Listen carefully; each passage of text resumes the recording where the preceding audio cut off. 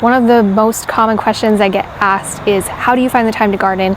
Or what do you do if you are gardening with back pain? And the answer to those two questions is the same. So I thought I would take you through a day in my life in the garden, but really just an hour in my life in the garden, because the reality is, for a lot of us, we don't have that much time to spend in the garden. I've had a really busy week. Even though this is my full-time job, I have not been out here as much as I need to be or should or would like to be. But with my chronic pain, I also have to pace myself. So today I'm going to show you what I can accomplish in 1 hour in the garden starting now. So I think it's really easy to get overwhelmed in the garden and just decide that it's not worth doing anything. But I find that if I prepare really well by coming up with a list of things I need to get done, I really can get a lot done in a short amount of time. And kind of blocking out just an hour is really enough. And you could even just do 10 minutes, like it doesn't matter. The first thing that I need to do today was to water everything in the greenhouse. I don't have any water connection up in the greenhouse right now, so I've just been using this retractable hose reel. So I have all my seedlings going for winter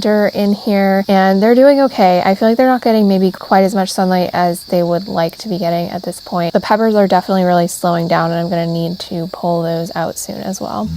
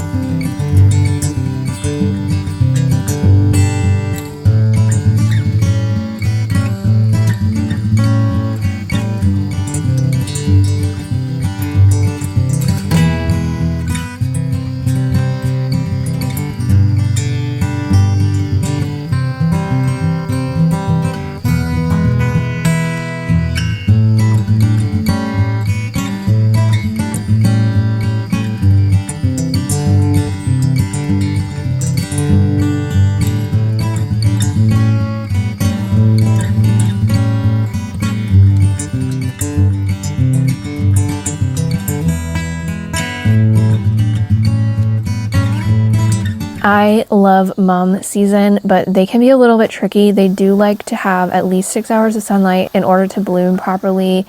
And when you're watering them, you want to make sure to go around the edges. Don't like push the water down through the middle, or it makes like a weird gap in the flower bush itself. Like, it's not pretty, it's not good. They're also just big water hogs in general. Like, I have to water these every single day if I want to make sure that they're happy.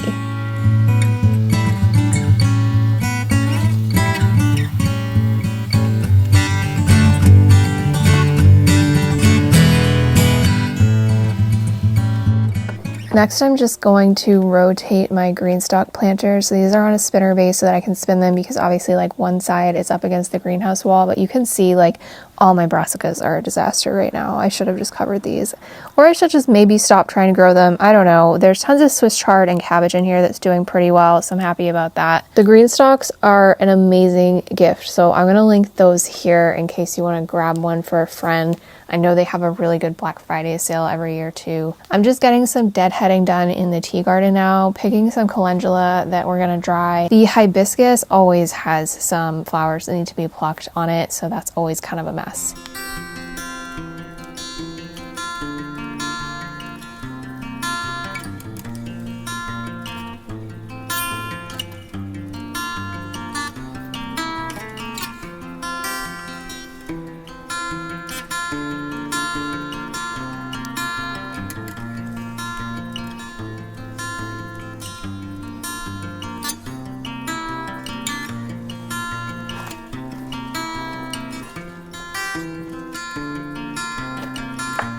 I told myself I wasn't going to do any more planting in these beds, but I just can't. I can't look at these tomatoes anymore. They're so sad. They're so sad. I was going to leave them until the first frost, but they're not producing anything. The blight did finally get to them, and it's just time to rip them out. And I know when I rip them out, I'm going to want to put something else in. So we're going to try to leave these leeks in and the marigolds around the edges. Maybe it will work, maybe it won't, I'm not sure. But there's a bunch of green tomatoes that I need to pick off of these plants first. And I'm going to try to ripen them inside, but if they don't ripen, that's fine. Green tomatoes are delicious too.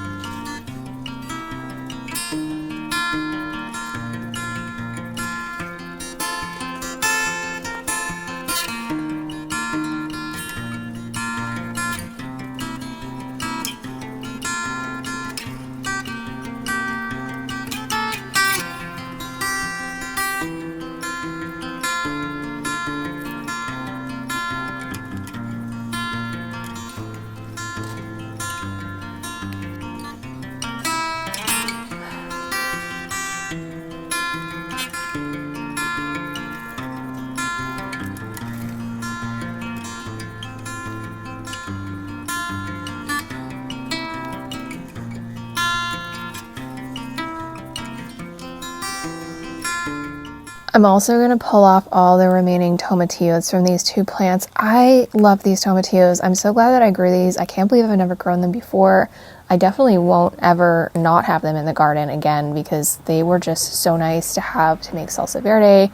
So I'm going to pull everything off of here and kind of cut it back as I'm going through because it can be like hard to find the tomatillos for some reason. Like the branching is just so wild and crazy, and there's a lot of like underdeveloped ones on here too, but I'm just going to pick them all for now and then come back through and decide what I want to actually keep and work with.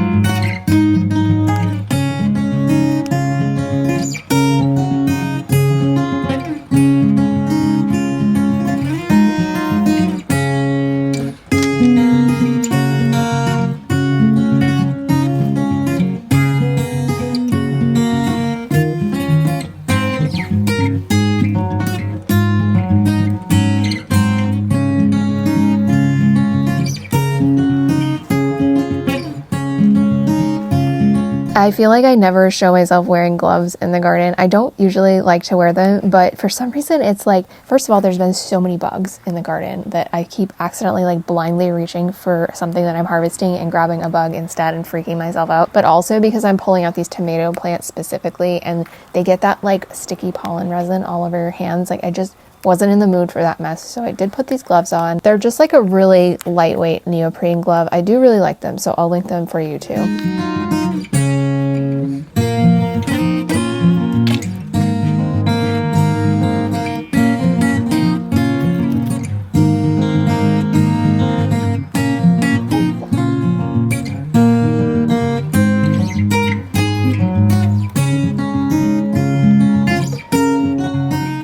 And this is everything that we got. So now I just need to take all the ties off of the tomatoes that were tying them to these bamboo stakes. And this part got really annoying because I hate the twist ties. Like, I ran out of the Velcro stuff that I love that's so easy to put on and take off and adjust. So I ended up using just like metal twist ties on a lot of these. And of course, I don't want them to go in the compost, or in this case, I'm going to be burning the tomatoes because they had blight.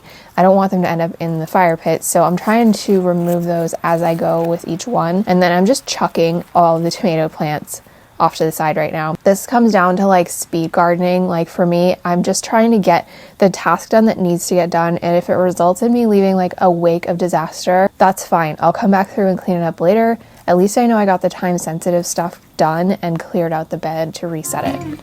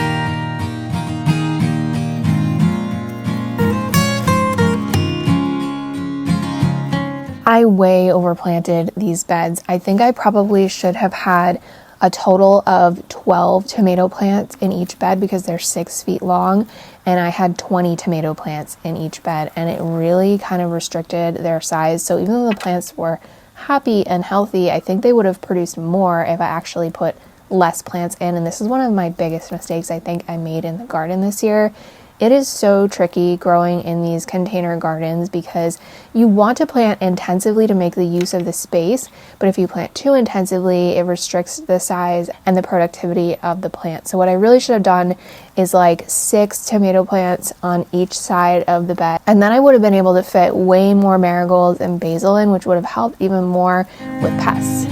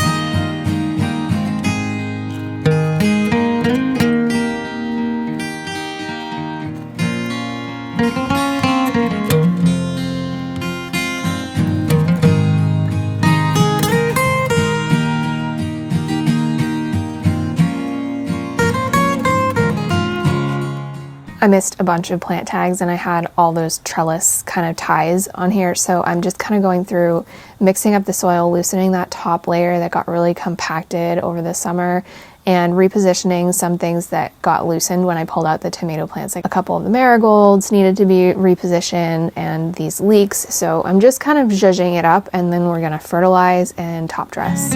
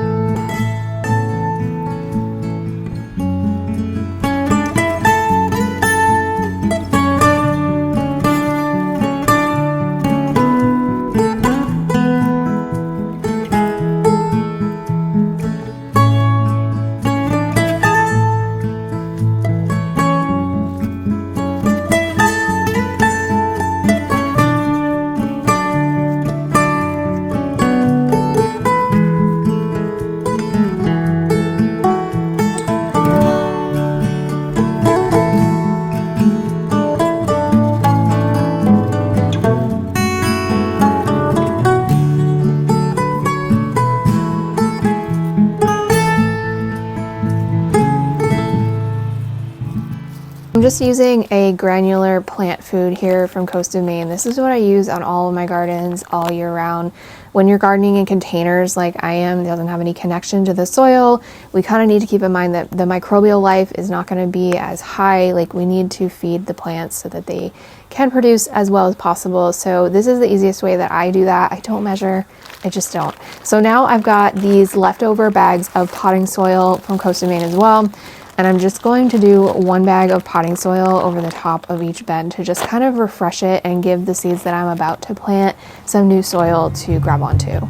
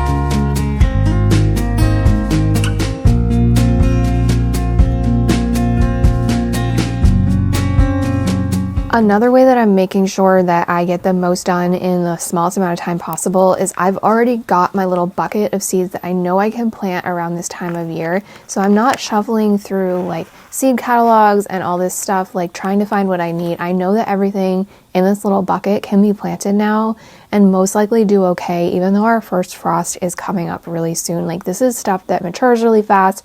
It can survive colder temperatures. So I'm doing a combination of things in these beds, a couple different kinds of beets, arugula, spinach, lettuce, Swiss chard, just things like that. I'm not putting really any brassicas in these beds because I'm just so frustrated with how the cabbage white butterflies have been decimating them in other parts of the garden.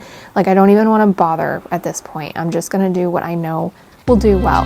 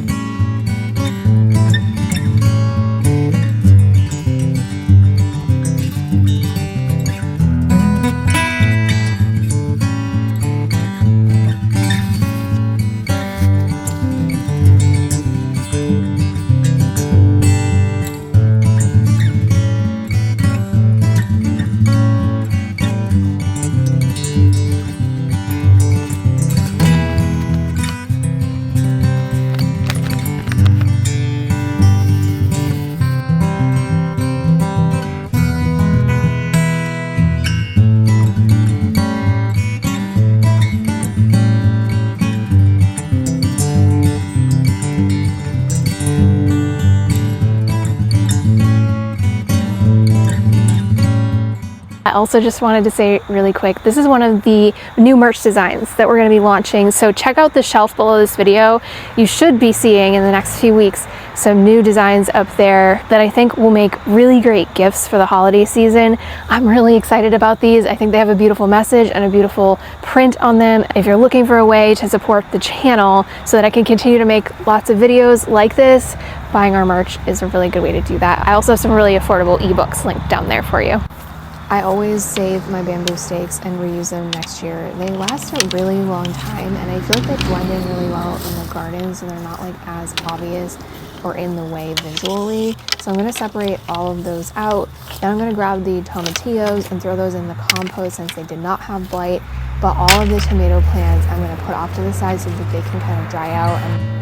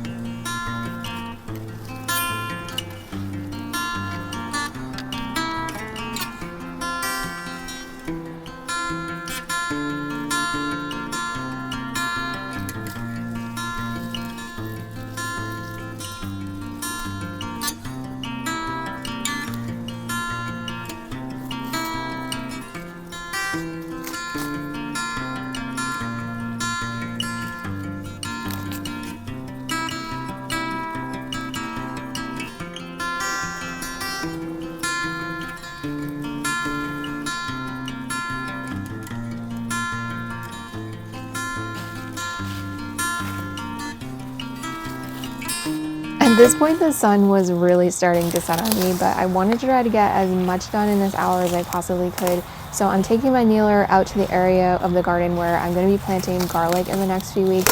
This area is a disaster. I had a tree fall over here recently, and it's just been super neglected because I've just been prioritizing other things. So it's going to be a multi-day project. I will say the kneeler makes a very big difference, so I'll link that here for you as well. It also flips over and functions as a seat. And I think this is probably one of the biggest tool recommendations I can give you if you're dealing with any kind of chronic pain in the garden, especially if you have to garden in ground. It makes a big difference.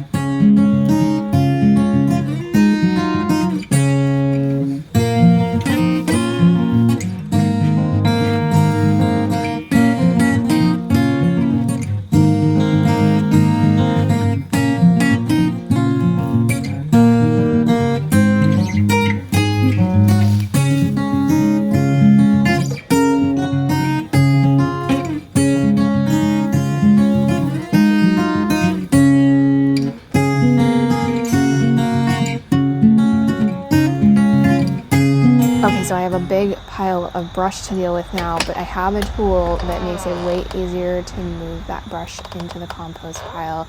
So this is actually a collapsible bin, and the bottom is like hard plastic, so it slides across the ground really easily, so you can just drag it.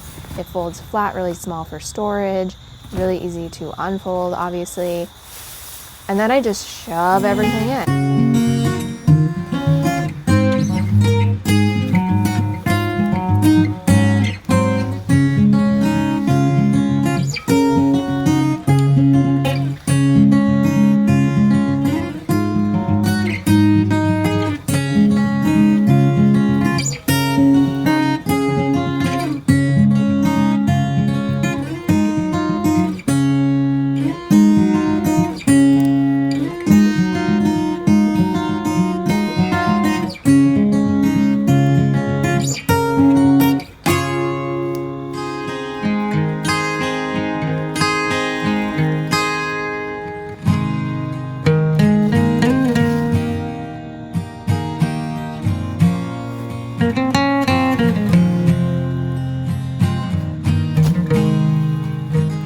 I always like to motivate myself when I'm gardening by leaving the harvest to the very end as kind of like my reward. So these are ground cherries. They're also called husk cherries. I think maybe like goose cherries or something too in other places.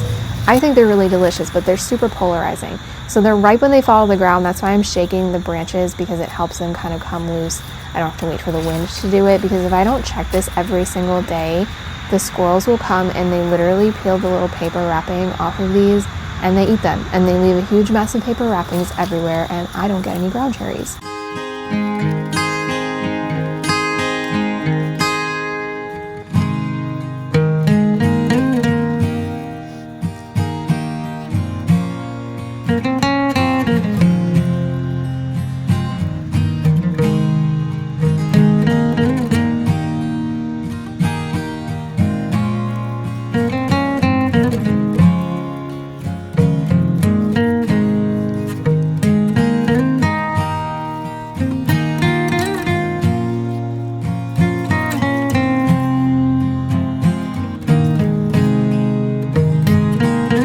This is like an everyday task for me. I'm just training my snap peas up this trellis. I think the hardest part of this challenge though is like I'm looking at these zinnias and I know that they need to be cut back and pulled out because they're all falling over. They've got powdery mildew, but my hour is almost up. So I just have to add that to my list for my next hour block of gardening at this point, and accept that I can't do everything at once.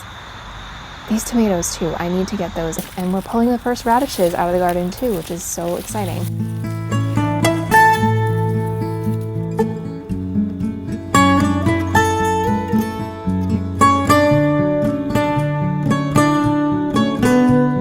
All right, guys, I'm pretty happy with what we managed to accomplish in just an hour in the garden. So thank you so much, as always, for gardening with me. Let me know in the comments if you have any questions. Make sure you hit like and subscribe so you don't miss any future videos, and I'll see you next time. Happy gardening.